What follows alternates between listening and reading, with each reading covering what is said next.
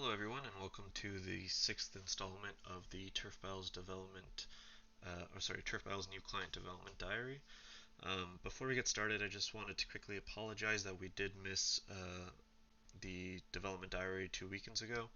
Um, the reason for that was explained in a news article, but basically the instance system that we were reworking was tied in together with a lot of other systems, and so the changes that we had planned for re-implementing that did take longer than expected. So basically, rather than showing you a little bit of content, we figured we'd just wait until the content is all finished and we can show you guys that. Okay, the first thing that we're going to be showing you guys is the new human transformation skills. If you didn't catch it in the last video, we did show the Nephilim new transformation skills as well as their apprentice skills. Um, and the human apprentice skills were shown also in the video before that. But basically first we're going to transform, and again I've already geared up all these characters and set up the skills just to kind of streamline the recording. And the first skill is called Fatal Blow. So this attack will deal absolute damage to a single target and activate the critical failure debuff. The critical failure debuff temporarily prevents the target from being able to deal critical damage. So basically what this is going to do is 100% of the time that this hits, your target will not be able to do any critical damage to you or any other player while they have this debuff active. And again, it does absolute damage, just like with Scattershot. So whatever your target is wearing or whatever their defense is, you will deal the same amount of damage no matter what. And there you go. You can't see it, but the debuff is applied, and we've tested the skill thoroughly. They aren't able to do any criticals while this is on. Um, okay, and again, this does come in pretty handy, especially if you're, for example, face tanking a blade or a fist warrior who does deal criticals pretty often, or you want to kind of prevent that special critical finisher damage from being applied to you.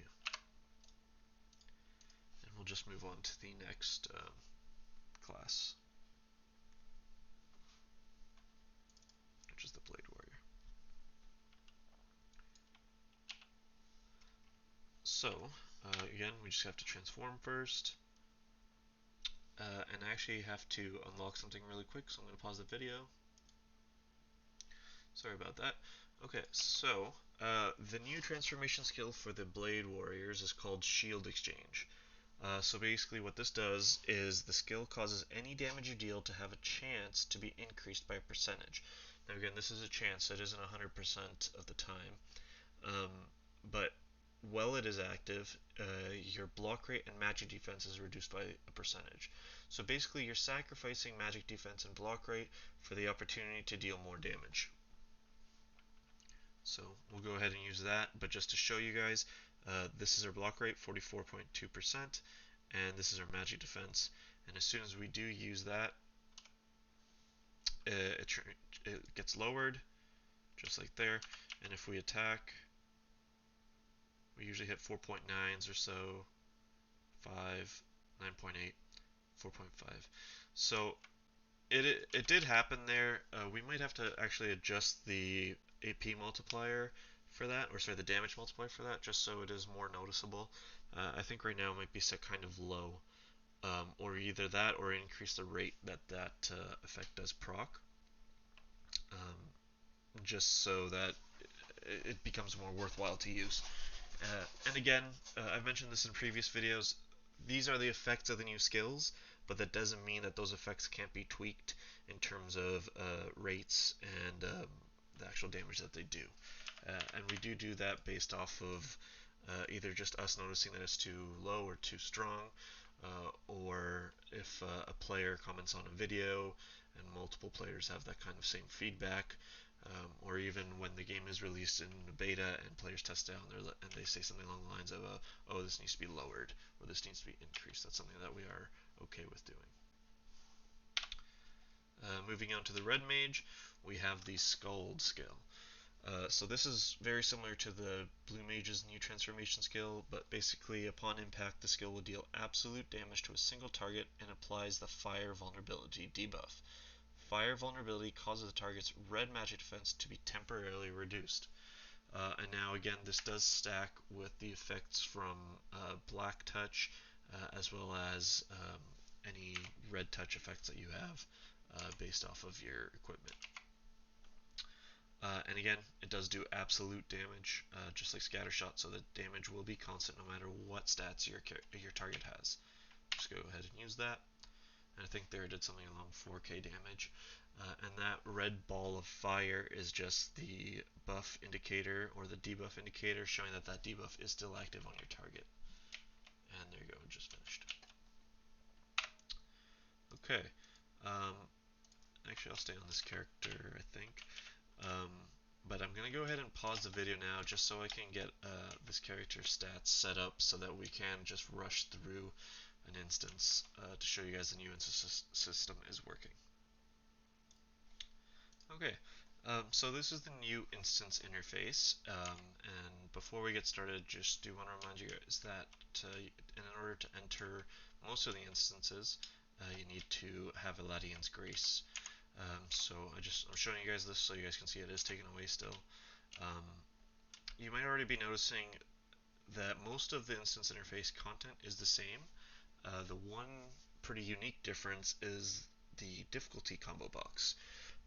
Before we just had a kind of party size combo box, and basically you would choose a 7-man party or a 15-man party.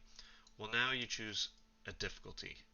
Uh, right now we have it set to 1, but we can set it to level 5 if we wanted, and I'll just go ahead and explain that more once we actually get into the instance.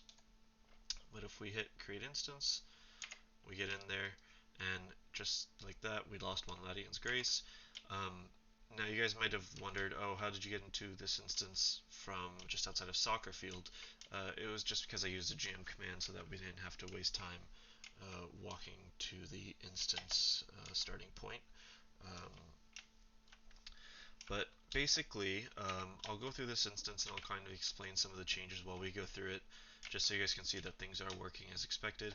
And I'll be one-hitting things just because I have a GM command on that lets me do that just for convenience sake. But basically, the new difficulty combo box replaces the old system, which again was just selecting a party size. Um, and you're able to kind of multiply the difficulty of each boss and every single monster in the instance by whatever multiplier you choose. Right now it's just multipliers 1 through 5. We will of course probably add higher difficulties if players do find that to be too easy. But basically the purpose behind doing that is that we kind of now have a um, base lower level starting point where players that just want to level up, they can get in there, they can do the lower level difficulty with all their low level players, or if they want, they can try and get into a party with players that are going to kind of carry them through the instance. Now, what that means is they're going to choose a higher difficulty, and they're going to kind of hope that the players in that party can handle the difficulty of the monsters in that instance. Um, Now, basically, when you do choose a higher difficulty, what happens is the AP and the health of every single monster is multiplied by a certain percentage. Um, right now, we aren't modifying their defense and their magic defense, but that might be something that we do change if we notice that it does become still too easy. But basically, those values are multiplied, and as a result, any party members in that instance will receive a higher EXP percentage based off of that multiplier. And in addition to that, which I'm sure is what most people want to hear, you will have an increase in your drop rate for the monsters in that instance. Um, and again, that's based off your difficulty. So if you're doing level 1, consider it as a normal drop rate. If you're doing level 5, that's your highest drop rate. Um, and we haven't necessarily set on the actual multiplying values yet. Um, we don't expect it to be double or triple or quadruple depending on your difficulty, but it will go up by percentage, possibly like 10%, 20%, something along those lines. Um, so that should add kind of a more interesting type of gameplay for instances. The kind of mindset that we got, or the kind of we got this idea basically from a player suggestion that played, I think it was Diablo 3, and basically I think they had something similar. Um, but we just killed the last boss there, and if I scroll, sorry, if I, sorry, we just ran into an issue, and we'll have to pause the video. Sorry about that. Um, so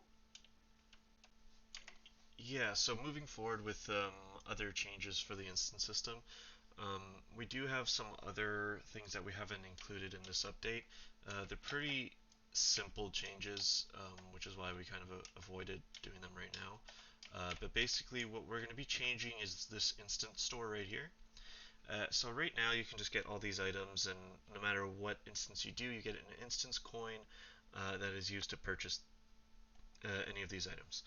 What we plan on doing is, rather than have one store for every single instance, is we're going to have an instance store for each instance that is more catered towards the level bracket of that instance.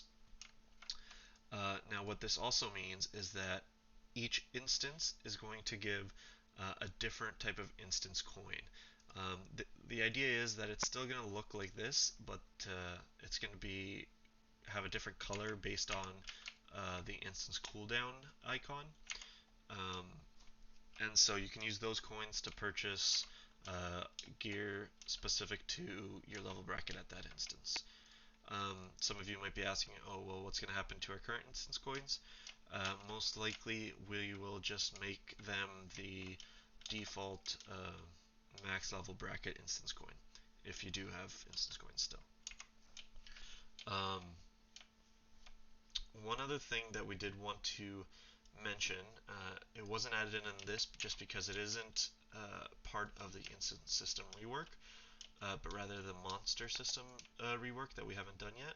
But basically what we're going to try and be doing is make boss fights more um, kind of in-depth with scripted boss fights. So basically, rather than just hit you with a basic attack or a magic attack, there will be the opportunity for monsters to kind of have their own AI and use stronger attacks at certain times, or something along those lines. Similar to how most games have their instance bosses scripted. Something else we also want to mention is that for a while now we've had players report that they would start an instance, but it had no monsters inside of it. We actually ran into this issue while we were doing the instance rework, and we found out that this actually happens when you're at that unique spot between Ramp on Temple Floor 1 and Ramp on Temple Floor 2, and you level up during Ramp on Temple Floor 1 to level 240, and then start Ramp on Temple Floor 2 while you still have Ramp on Temple Floor 1 either running or on cooldown. Um, so what would happen there is the monsters would spawn, but you wouldn't be assigned to the proper Rampo Temple Floor 2 instance, and that has been resolved. Um, Moving forward, we are going to show you guys the FL War, which was another thing that we had to work on because of the instance system rework, just because it is tied closely with that. So again, I'll pause the video just so I can get to the NPC to register for nations. Okay, so I've actually just already registered for the nation, and I started the FL War using a GM command, something which I'm sure a lot of people have seen in the past. So we're just going to go inside, but I was assigned to the Veros nation, so I'm going to have to go somewhere else, and I'll pause the video just so I can go there. Okay, so I just got into FL, and I just moved the Blade Warrior in here as well, just so you can see that you can see the other team's icons, as well as their character names, which was something that players wanted when we first introduced these icon systems. Um, and I can target the Latianus King, but my Blade Warrior which is on another window, cannot. But again, I can target my Blade Warrior to do damage. And my dexterity right now is set too high, so I'll just adjust that. Okay, so if I attack, I killed the king, and I just killed somebody on the opposite nation. Cool. Something that kind of goes hand in hand with this FL system is the team chat. So that's something that we did add. It's saying match down here. That's something that we're going to have to change. But basically we'll try and type. And there we go. It shows up in the team message. And I'm just going to pause again just so I can get to the other boss quickly. And just got to the other guard. I killed it, and the Frozenland War is over. The Varos Nation won the war. So with the FL War, everything's working as expected, or how it should, and how it is on the current server. We didn't change too much with that. We just kind of sort of reincorporated it into the game and tied it into the instance system, um, specifically so that you can enter the FL instance only if you won the FL War. Um, so going along with that kind of concept of nation-based content, we did also re-add the Hau system.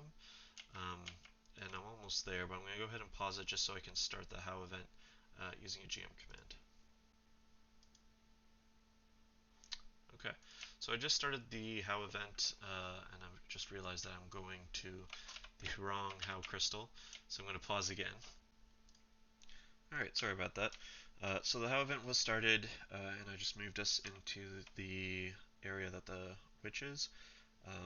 So if I go ahead and I try to PK, actually you already know we can PK Shock Dot. So what I'm going to do is just I'm going to kill the witch, and you'll see him get teleported out, but we'll be able to stay. So just like that, we were able to stay. We have all these monsters to kill, and around us we have a bunch of new monsters spawned, which are only able to be killed by our nation. Something that we haven't implemented yet, again, because this isn't necessarily part of the instance rework or the nation rework, but rather the monster system rework, which we haven't hit yet. It's something that I've been wanting to implement for a while. We just haven't had the ability to do so due to lack of the system reworks, which is what we're doing now. But basically, there's been a lot of complaints over the years of players who participate in the Hau event or other kinds of events, and for whatever reason, they aren't able to get into a party with the main players leveling in that area. So basically, they participate, but they don't get to reap the EXP benefits of the event. What we plan to do here is rather than only allow players to gain EXP through their party, whenever you are in a nation-based content area, so for example Hau, and this might extend to other events, providing we're able to actually move it there, but no matter if you're in a party or not, if you are within viewing distance of a member of your nation and you kill a monster or they kill a monster, you will both get EXP. So even if you're not in their party, you're going to get EXP. And what this should do is it should prevent indefinitely players from being able to kill steal other players. It should prevent players from being unable to level due to being kicked from parties, at least in this type of leveling scenario. So yeah, so that's to come when we do the monster rework. I'm not exactly sure when we'll get around to that, but I'll be sure to note to show you guys that happening. One other thing you may have noticed during the FL War was that we added the solid monster system. Um, so basically, you can't walk through those monsters, and you see a huge HP bar above those monsters. Um, yeah, so that's pretty much everything we had to show you guys today. There were some other minor changes that we did. For example, this hotbar system, it wasn't working exactly as we wanted in the last few updates, just because there is a version difference between using the F keys and having 3 toggable hotbars. Um, just really quick, we ended up changing it so you always have your to F1 to F12 keys, and then you always have the 1 to your equal sign keys. And now rather than having 3 tabs, you just have the 2 that you can swap between. And you get the F1 to F12 for free. The second tab for hotkeys is for subscription users. And then there was a bunch of like missing monsters just going throughout the map, um, such as like the Queen and Catastrophe Island that we just re-added to this client. But yeah, that's everything. I think this video is actually pretty long compared to our normal ones, so I hope you guys enjoyed it, and we'll be back in 2 weeks with some more changes to show you guys. Have a good one.